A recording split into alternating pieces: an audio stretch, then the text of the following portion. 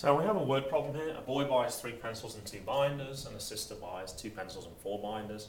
How much does a pencil cost? How much does a binder cost? So you can see that we've got 2 people here, the boy and the sister, so 2 equations. We also have 2 items as well, the pencil and the binder, so 2 unknowns. So this is a system of equations. We just have to try and write that equation.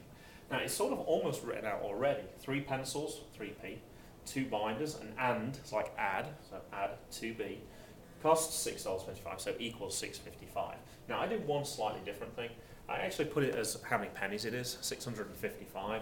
And the reason I do that is, if you do this in dollars, sometimes you get an answer like this.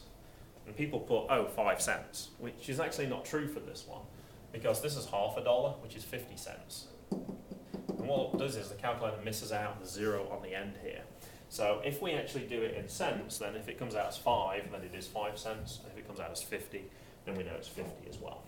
Now I can do the same thing with this one. 2p add 4b equals 1234, and I'm going to put 1,234, make it into pennies.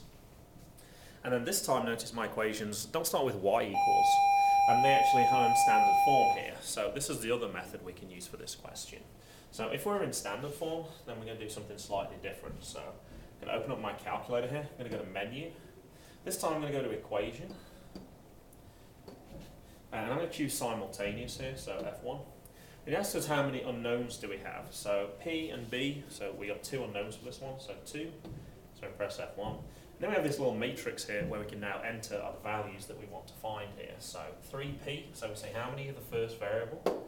3. Execute, how many of the second variable? 2. And then the number at the end, 655. Now for this question, these are all positive, but if you have a question where it says subtract, then you'd have to say this is negative 2. So keep an eye out for that one as well. We have 2p, oops, execute, 4b, 1, 2, 3, 4.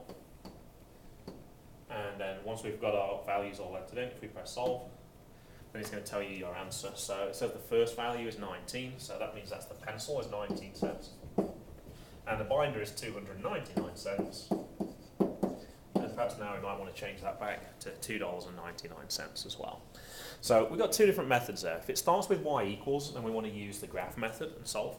And if we have 2 equations both in standard form, then we want to use the method for simultaneous equations. So just make sure you're aware of both of those 2 methods.